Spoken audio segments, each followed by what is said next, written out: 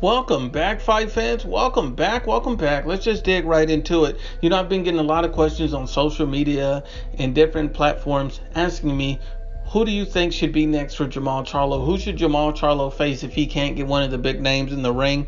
And I don't think it should be another bum bash. I think what Jermall Charlo should do is give an immediate rematch to Matt Korobov. And the reason why I believe that is, I believe the first fight has raised too much doubt. You know, Jermall Charlo was hyped to be this fighter who's supposed to be an elite level fighter who's being ducked by the division. That is the narrative that all these biased fanboy channels were putting out. So let's rectify that. If Jermall Charlo was truly bothered by his brother's loss and Jermall Charlo can destroy anyone and Matt Korobov was just a tough opponent on a bad night, then run it back, have a rematch with Matt Korobov, and let's see if you can get the victory and demolish Matt Korobov. And the reason why I think Matt Korobov truly caused him a lot of problems is because Matt Korobov is a southpaw, and he went the distance with Matt Korobov. Another southpaw that Jermall Charlo went the distance with, in Austin Trout. So he's having difficulty cutting off the ring against southpaws. So you have to understand that if you're Jermall Charlo and you have difficulty with a particular style of fighter, what happens when you step in against a guy like Danny Jacobs who can switch styles, switch stances? What are you going to do then when you're caught in that? Because Danny Jacobs is talented enough to switch styles and stances. You have to understand that you have to be more than a one-dimensional fighter. So I think at this point, you know, Jermall Charlo should take Matt Korobov in a rematch because there's so many people that feel like Matt Korobov won that fight.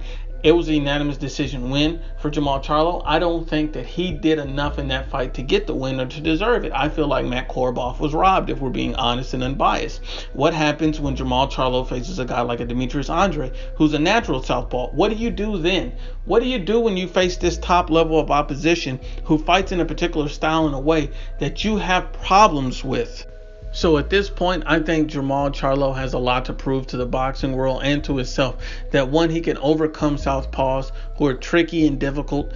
And also another thing is that he needs to right this wrong in public perception. The public perceives Jermall Charlo now as a hype job more than ever. And I truly believe that Jermall Charlo is a hype job. I don't believe that he's as good as anyone has ever said he was. I thought he was a solid fighter.